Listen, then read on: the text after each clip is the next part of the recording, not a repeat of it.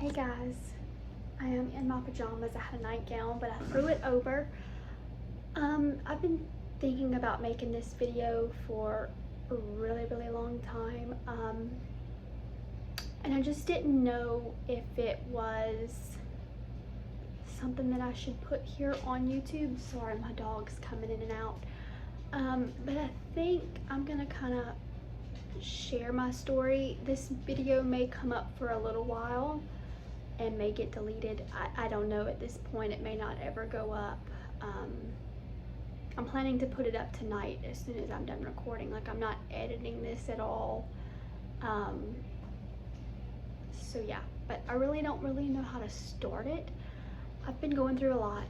I've went through a lot in the past. And so I just wanted, sorry, I may break down a little bit, so I may have to kind of pause in between and cut the camera off and different things like that. But I've been through a lot, and so I just wanted to share my story and maybe help somebody that's been through similar things that I've been through, or something that I've been through. Yeah, and if maybe you've been through something like me and have healed from it, maybe you have some tips for me, because I still do struggle a lot to this day with everything I've been through. My life isn't perfect. I have good days, I have bad days, and sometimes the bad days just get the best of me. So yeah, so I'm not going to go into a lot on like how I grew up and things like that. I had a pretty decent childhood, but I did go through some things. When I was younger, my sister passed away. She was a stillborn, and that's something that to this day is really hard on me, especially when it comes around September. Sometimes it starts in August like it has this year, and it usually lasts through the new year. She was someone I was really close to, and I never even met her. It was supposed to be my first sibling. And so I take it very hard.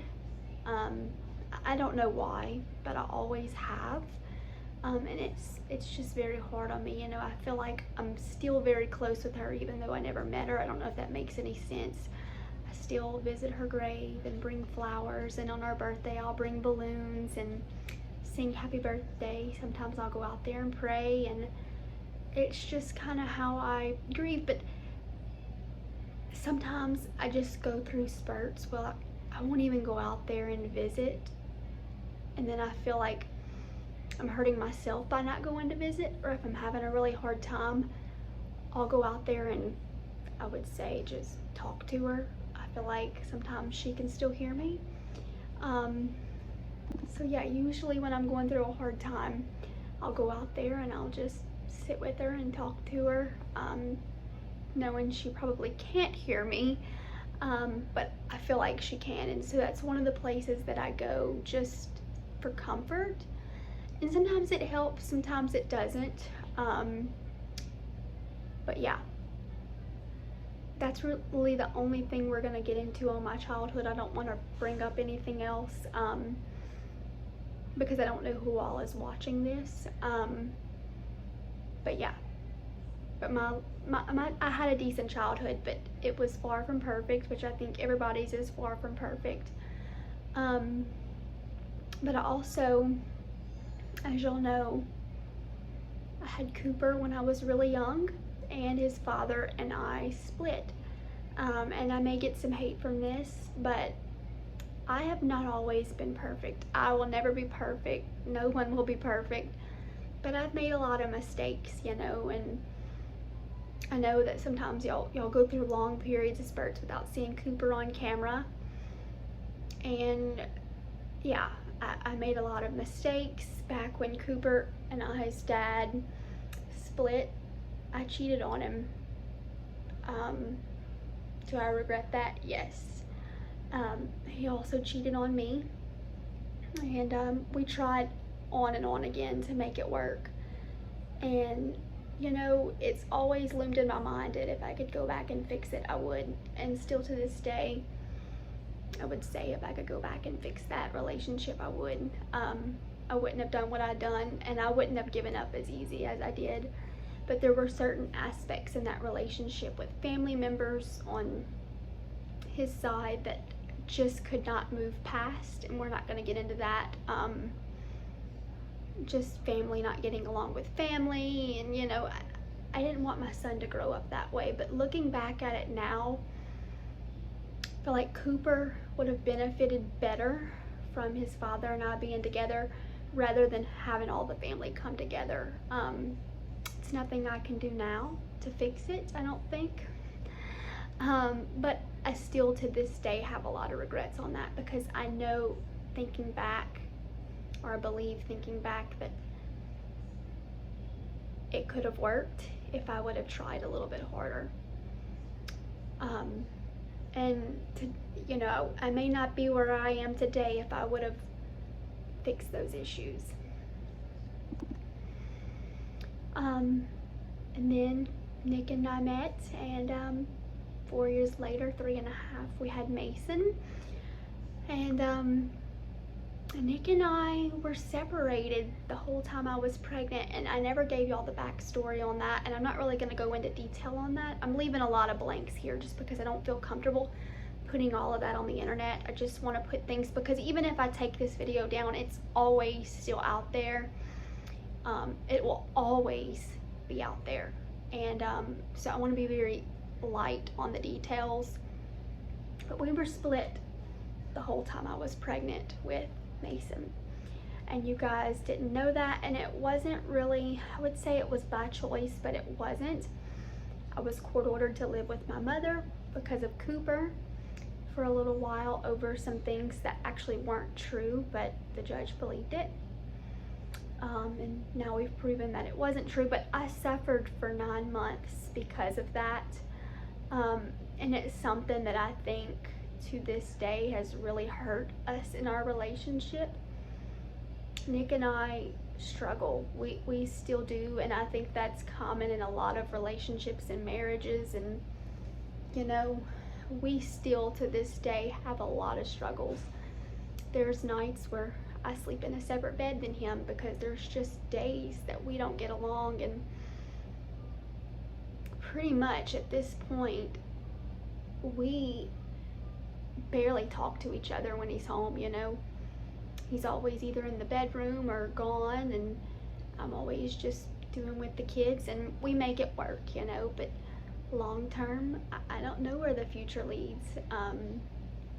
So yeah, but backtracking to when I was pregnant with Mason, I can't say the word because I'll get a flag on YouTube. I've blocked it out so much that I can't actually remember when it happened. But I know that it happened because I had to go to the hospital and a bunch of other things. I was SA'd, we'll just put it that way, by somebody that I really trusted, somebody I really cared for. I'm not gonna put any names or personal information, you know. And it took me time to process that, and still to this day, even after it happened, you know, I couldn't leave the house for weeks, days, because I felt like somebody was always on my shoulder. Somebody was always looking at me. Somebody was always gonna come and get me.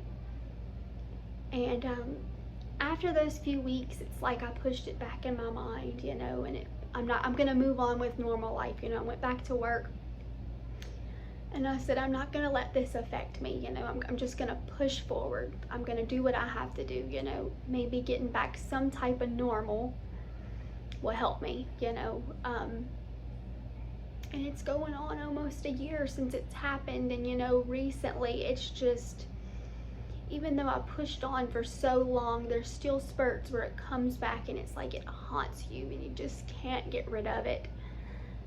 And I'm not a person that really talks about my feelings and things that I've been through. I'm a person that bottles it all up. It's probably not the best for me, but I do.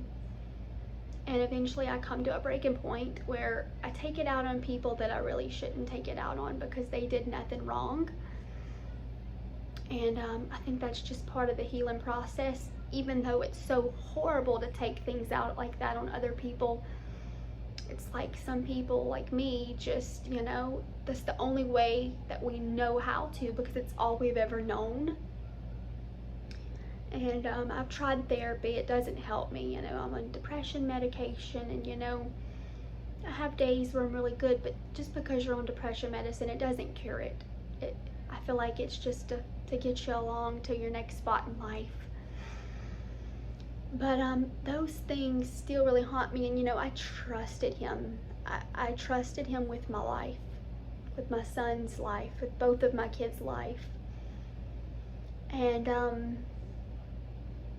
after it happened, I waited a few weeks, and I really wanted that closure. And so I called him up one day when I probably shouldn't have, but I did. And he said, well, you took it completely wrong. And for the longest time, I thought that I really took it wrong, because he told me his part of the story, what had happened, what he remembered had happened. And you know, when he told me all that, I believed him, because I was getting to the part where I was trying to just go back to normal. I was blocking everything out, so I couldn't remember it clearly. And I still to this day could not tell you exactly how it happened. I could tell you bits and pieces, but I can't tell you the full story, because I blocked it in my brain so badly. But it still haunts me. And you know, so we talked, and for the longest time I believed what he said. I really, really did. Believed what he said, and it's like, well, it didn't happen. And as time goes on, you remember, and it really did happen. You know, just because somebody told you it didn't happen, the person that did it, obviously they're going to tell you it didn't happen, but it did.